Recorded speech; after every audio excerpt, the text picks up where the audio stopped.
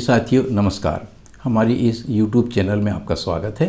इन दिनों हम आपकी सेवा में एक वीडियो सीरीज पेश कर रहे हैं जिसका शीर्षक है क्या ब्राह्मणवाद क्षरित इरोडेड होकर विलुप्तता के कगार पर है। इस वीडियो सीरीज का यह चौथा एवं अंतिम एपिसोड है। इस एपिसोड में हम ऐतिहासिक क्रम में उन अधिनियमों, कानूनों, विनियमनों एवं नियमों की बिंदुवार जानकारी देंगे जिन्हें अंग्रेज़ों ने लागू किए, जिनके द्वारा ब्राह्मणवादी मनुवादी धर्म के अमानवीय कानूनों, नियमों, कुरीतियों, रूढ़ियों, कुप्रथाओं, मान्यताओं, अंधविश्वासों की समाप्ति हुई। यहाँ कुछ बातें और ध्यान देने वाली हैं। पहली, अंग्रेज़ों ने जो भी कानून बनाए उनसे बुरी तरह से जो धर्म संस्कृति प्रभावित हुई वो ब्राह्मणवाद ही था, अर्थात इस्लाम एवं अन्य धर्म बहुत ही नगण्य रूप से प्रभावित हुए। दूसरा बिंदु, ब्राह्मणवाद के अन्यायवादी, भेदभाववादी, असमानतावादी दर्शन, विचारधारा, मान्यताओं से परेशान होकर भारत के मूल निवासी जब उन्हें इस्लाम, ईसाईयत के धर्म दर्शन की जानकारी मिली तो वे करोड़ों की संख्या में इन धर्मों की शरण लेकर मुक्त और ज्ञानवान होते गए। तीसरा बिंदु, इतना ही नहीं, भारत के कुछ जनसमूह, इतनी ग्रुप्स तो इस्लाम से इतने प्रभावित हुए कि उन्होंने इसी तर्ज पर एक नया धर्म ही स्थापित कर लिया जिसे सिखिज़्म या सिख धर्म कहते हैं। चौथा बिंदु, इस्लाम की शिक्षाओं, उनके दर्शन एवं आध्यात्म का मूल निवासियों पर इतना प्रभाव पड़ा कि ब्राह्मणवाद से विद्रोह कर दिए एवं पृथक से पंथों का निर्माण कर दिए, जैसे कि क्रांतिकारी संत कबीर जी का कबीर पंथ। ब्राह्मणवाद से विद्रोह करने वाले मूल भारतीय क्रांतिकारी महापुरुषों की बहुत बड़ी संख्या है, जिनमें संत रविदास, संत तुकाराम, संत ज्ञानेश्वर, संत गुरु घासीदास इत्यादि भी शामिल हैं। इन सब बातों का हमने हमारी YouTube चैनल पर प्रसारित एक वीडियो सीरीज में बड़े विस्तार से वर्णन किया है। इस वीडियो सीरीज का शीर्षक है भारतीय उपमहाद्वीप पर इस्लामिक फ़लसफ़े का मुक्तिकारक प्रभाव। पर्दे पर उभरी आई बटन को दबाकर आप इस वीडियो सीरीज़ को देख सुन समझ सकते हैं। यहाँ एक बात की और भी चर्चा की जा सकती है, वो यह है कि हमारे दर्शक ये प्रश्न कर सकते हैं कि आप एक तरफ तो यह कह रहे हैं कि ब्राह्मणवाद क्षरित होकर विलुप्तता के कगार पर है, लेकिन मैदान में देखने पर तो लगता है कि वो बहुत तेज़ी से उभार पर है। विदेशी अपने एजेंडे, हिंदू राष्ट्र राम राज्य की स्थापना के लक्ष्य के करीब हैं। सिर्फ आधिकारिक घोषणा होनी बाकी है। घर घर, गली गली, मोहल्ले मोहल्ले में ब्राह्मणवाद का तांडव देखने को मिल रहा है। भारत के संविधान के प्रावधानों के ठीक विपरीत एवं विश्व चलन से ठीक विपरीत भारत की आम जनता को असंवैधानिक, अतार्किक, धर्मोन्मादी, धर्मांधता, पाखंडवाद, कर्मकांड, अंधविश्वासों की ओर ढकेला जा रहा है। हम स्वयं भी इन सब खतरनाक बातों से चिंतित रहते हैं, लेकिन ये बात भी सही है कि इन सब बातों के विरुद्ध भारत में एक अंडरकरंट भी बह रहा है। देहात में एक कहावत है, पाप का घड़ा भरता है, अर्थात जितनी जल्दी इस ब्राह्मणवाद के जुल्मों का घड़ा भरेगा वो उतनी ही जल्दी फूटेगा भी। दूसरा मुहावरा है, कागज़ की नाव ज़्यादा दिन नहीं चलती। इस तरह ब्राह्मणवाद का पाप का घड़ा मिट्टी का है और इसकी झूठ व पाखंड की नाव कागज़ की है। इसे फूटना एवं डूबना ही है। भले ही ब्राह्मणवादी ताकतें इसे बचाने में कितना भी जोर लगाएं, इससे बचने के लिए कितनी भी सत्ता एवं धन की ताकत लगा लें। आपने सुना होगा कि जब दीपक बुझने को होता है तो उसकी लो बहुत ज़्यादा ही फड़फड़ाती है। जब मगर की मौत आती है तो वो ज़्यादा ही उछल कूद करता है। ब्राह्मणवादियों का तर्कवादियों, ईसाइयों और मुस्लिमों पर हमला, तरह तरह के झूठे एवं अनर्गल आरोप, धर्म संसदों के आयोजन एवं उनमें हिंसात्मक भड़काऊ भाषण, असंवैधानिक बातों पर चर्चा, आक्रोशित बातों पर चर्चा प्रमाणित करते हैं कि अब उनकी हालत बुझते हुए दिए एवं खत्म होते मगर किसी हो गई है। उनकी कागज की नाव डूबने ही वाली है। भारत में विरोधाभास तीखे हो रहे हैं। भारतीय शासक वर्ग भारत की आम जनता की रोजी रोटी, कपड़े की आधारभूत आवश्यकताओं की पूर्ति नहीं कर पा रहा है। उसने धर्मांधों, धर्मोन्मादियों, अंधभक्तों की करोड़ों की फौज खड़ी करके रख दी है। हमारा दावा है कि एक दिन यह फौज इस शासक वर्ग को ही खा जाएगी। इन सब बातों को हमने हमारी YouTube चैनल पर प्रसारित एक वीडियो सीरीज में विस्तार से बताया है। इसका शीर्षक है, क्या भारत के अंधभक्त कहावत कभी कभी पिशाच अपने निर्माता को ही खा जाता है को चरितार्थ करेंगे। पर्दे पर उभरी आई बटन को दबाकर आप इस वीडियो सीरीज को देख सुन समझ सकते हैं। हम यहाँ एक बात और बताते चलें। कहते हैं इतिहास स्वयं को दोहराता है। भारत कैसे गुलाम हुआ, इसका जब गहन अध्ययन किया जाता है तो ज्ञात होता है कि भारत अत्यधिक धर्मांधता, धर्मोन्माद, पाखंडवाद, धर्मभीरुता, आडंबरवाद, अंधविश्वासों की वजह से ही हुआ था। इन दिनों भारत में ये सब बातें पुनः उभार पर हैं। हमारा दावा है कि अगर इन सब बातों से भारतीय शासक वर्ग ने भारत को नहीं उभारा तो भारत में गृह युद्ध छिड़ सकता है, भारत टूट भी सकता है और शायद फिर से गुलाम हो सकता है। अब हम अंग्रेज़ों द्वारा लागू किए गए अधिनियमों, कानूनों, विनियमनों, नियमों की चर्चा करते हैं। जैसे ही अंग्रेज़ों ने भारत की समाज पर अपनी पकड़ स्थापित की और धीरे धीरे अपने साम्राज्य की स्थापना की, वैसे वैसे उन्होंने अनेक कानून, नियम, एक्ट, अधिनियम बनाए। इनका इस प्रकार से वर्णन करते हैं। पहला, मूल निवासियों को संपत्ति रखने का कानून। अंग्रेज़ों ने 1795 में अधिनियम 11 द्वारा शूद्रों को भी संपत्ति रखने का कानून बनाया। दूसरा, रेगुलेटिंग एक्ट द्वारा सामान्य न्याय व्यवस्था। सन 1773 में ईस्ट इंडिया कंपनी ने रेगुलेटिंग एक्ट पास किया, जिसमें न्याय व्यवस्था समानता के आधार पर थी, अर्थात राजा हो या रंग, सब पर एक ही कानून लगेगा। तीसरा, कन्या हत्या पर रोक।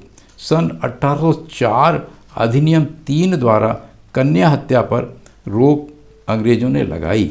विदेशी आर्य ब्राह्मण अनेक जघन्य तरीकों से छोटी छोटी कन्याओं की हत्या कर देते थे। चौथा, सबको समान शिक्षा का अधिकार। सन 1613 में ब्रिटिश सरकार ने कानून बनाकर शिक्षा ग्रहण करने का सभी जातियों और धर्म के लोगों को अधिकार दिया। पांचवा, दास प्रथा का अंत। सन 1813 में अंग्रेजों ने दास प्रथा का कानून बनाकर अंत किया। इसके तहत देवदासी प्रथा भी अवैध मानी गई। छठवां, समान नागरिक संहिता कानून। 1917 में समान नागरिक संहिता कानून बनाया। इसमें विदेशी आर्यों के मनुस्मृति नामक संविधान को अवैध घोषित किया। 7, शूद्र स्त्रियों के शुद्धिकरण पर रोक। 1019 में लागू इस अधिनियम के तहत शूद्रों की शादी होने पर दुल्हन को अपने पति दूल्हे के घर न जाकर कम से कम 3 रात ब्राह्मणों के घर रहकर हर तरह की सेवा देनी पड़ती थी। 8वां, नरबलि प्रथा पर रोक। 1830 में नरबलि प्रथा पर रोक। देवी देवताओं को प्रसन्न करने के लिए पुरोहित ब्राह्मण मूल निवासियों की मंदिर में हत्या कर देवी पर चढ़ा देते थे। 9वां, सरकारी सेवा में भेदभाव पर रोक। 1833 में लागू अधिनियम द्वारा सरकारी नौकरियों में भेदभाव पर रोक अर्थात योग्यता को सेवा के आधार पर स्वीकार किया गया तथा कंपनी के अधीन किसी भारतीय नागरिक को जन्म स्थान, धर्म, जाति या रंग के आधार पर सेवा से वंचित नहीं रखा जा सकता था। 10वां, भारतीय विधि आयोग का गठन। 1834 में पहला भारतीय विधि आयोग का गठन हुआ। कानून बनाने की व्यवस्था जाति, वर्ण, धर्म और क्षेत्र की भावना से ऊपर उठकर करना आयोग का प्रमुख उद्देश्य था। इसमें विद्वान मैकाले की बहुत महत्वपूर्ण भूमिका थी। यही कारण है कि विदेशी आज भी मैकाले को बहुत कोसते हैं। 11वां, प्रथम पुत्र को गंगा दान पर रोक। 1835 में कानून बनाकर प्रथम पुत्र को गंगा दान करने की प्रथा पर रोक लगाई गई। चूँकि पहला पुत्र हष्टपुष्ट पैदा होता था, यह बच्चा विदेशी आर्यों से लड़ ना पाए, इसलिए पैदा होते ही ब्राह्मण उसे गंगा में दान करवाकर मरवा देते थे। 12वां, उच्च शिक्षा को अंग्रेजी भाषा का माध्यम बनाना। सन 1835 को लॉर्ड मैकाले ने शिक्षा नीति राज्य का विषय बनाया और उच्च शिक्षा में अंग्रेजी भाषा का माध्यम बनाया। 13, मूल निवासियों को कुर्सी पर बैठने का अधिकार। 1935 में कानून बनाकर अंग्रेजों ने भारत के मूल निवासियों को कुर्सी पर बैठने का अधिकार दिया। 14, सती प्रथा पर रोक। 1829 में लागू किए गए इस कानून के द्वारा विधवाओं को जलाना अवैध घोषित किया गया और इस प्रकार सती प्रथा का अंत हुआ। देवदासी प्रथा पर रोक। वास्तव में विदेशी आर्यों की ये प्रथा धर्म की आड़ में एक वैश्या प्रथा थी। इसमें मूल निवासियों की सुंदर कन्याओं का मंदिर परिसरों में दैहिक शोषण विदेशी आर्यों द्वारा किया जाता था। 16, ठगी प्रथा का अंत। 1837 के अधिनियम द्वारा ठगी प्रथा का अंत किया गया। 17, बालिका विद्यालय की स्थापना। 1849 में कलकत्ता में एक बालिका विद्यालय अंग्रेज अधिकारी J.E.D. बेटन ने स्थापित किया। 18, विश्वविद्यालयों की स्थापना। 1854 में अंग्रेजों ने 3 विश्वविद्यालय कलकत्ता, मद्रास और बॉम्बे में स्थापित किए। 1902 में विश्वविद्यालय आयोग नियुक्त किया गया। 19, इंडियन पेनल कोड IPC द्वारा समान क्रिमिनल लॉ लागू करना। सन 1860 को अंग्रेजों ने इंडियन पिनल कोड IPC बनाया। लॉर्ड मैकाले ने सदियों से ब्राह्मणवादी जंजीरों से जकड़े मूल निवासियों को मुक्त कराया और भारत में जाति, वर्ण और धर्म के बिना एक समान क्रिमिनल लॉ लागू कर दिया। 20, चरक पूजा पर रोक।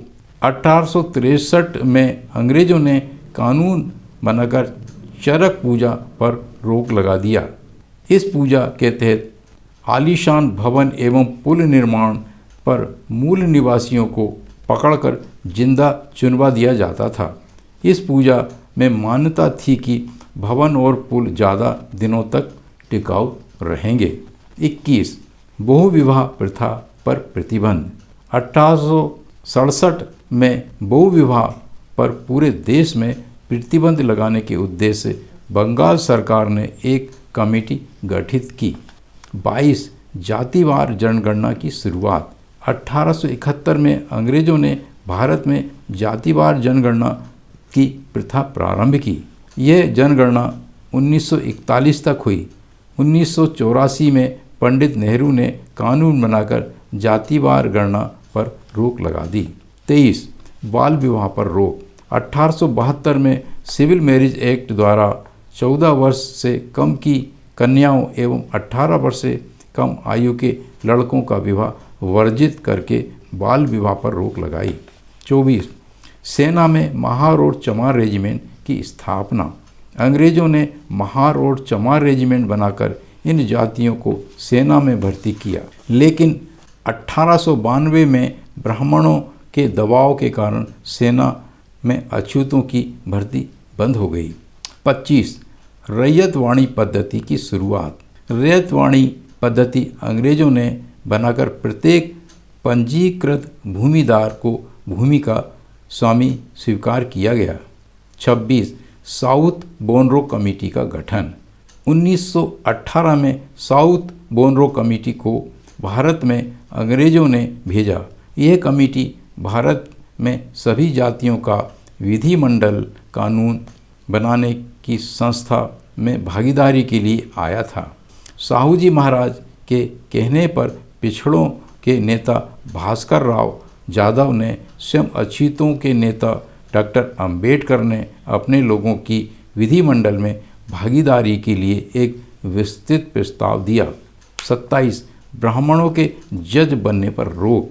1919 में अंग्रेज़ों ने ब्राह्मणों के जज बनने पर रोक लगा दी थी, क्योंकि इनके अंदर न्यायिक चरित्र नहीं होता है। 28 डॉक्टर अंबेडकर द्वारा मनुस्मृति का दहन। 25 दिसंबर 1927 को डॉक्टर अंबेडकर द्वारा मनुस्मृति का दहन किया। इस घटना से अंग्रेज़ों का ध्यान मूल भारतीयों की मूल समस्याओं पर गया, जो आगे चलकर राउंड मेज कॉन्फ्रेंस होने के आधार बने। मूल भारतीयों के सार्वजनिक स्थानों पर जाने का अधिकार। 1927 को अंग्रेज़ों ने कानून बनाकर मूल भारतीयों के सार्वजनिक स्थानों पर जाने का अधिकार दिया। 30 साइमन कमीशन की नियुक्ति।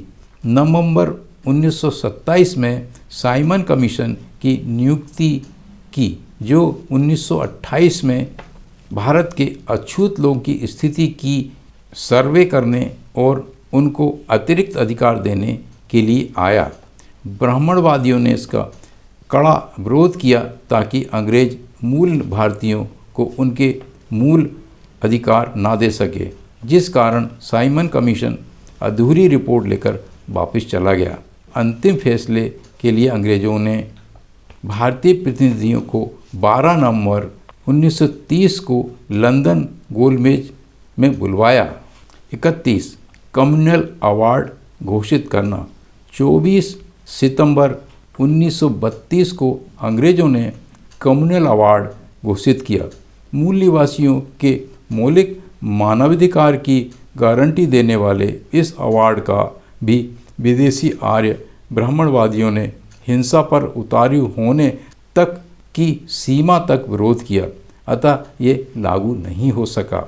32 बेगारी प्रथा पर रोक। 19 मार्च 1928 को एक कानून बनाकर अंग्रेज़ों ने इस प्रथा पर रोक लगाई।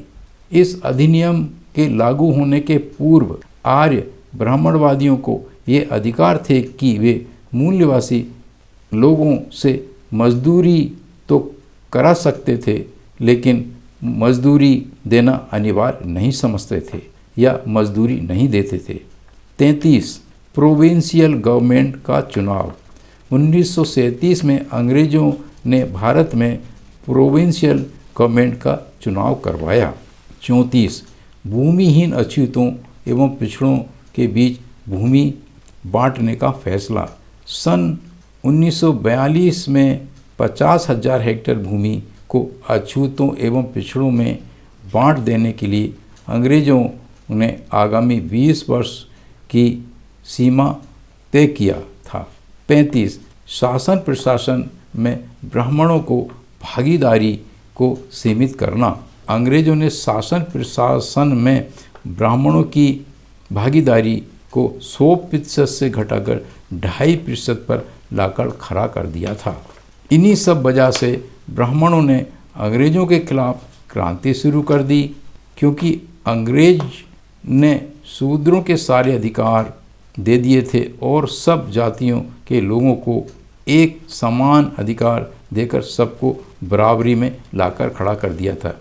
ये अवस्था ब्राह्मणवादियों को बहुत खली और उन्होंने इसके विरुद्ध अर्थात अंग्रेज राज के विरुद्ध हिंसात्मक विद्रोह शुरू कर दिया।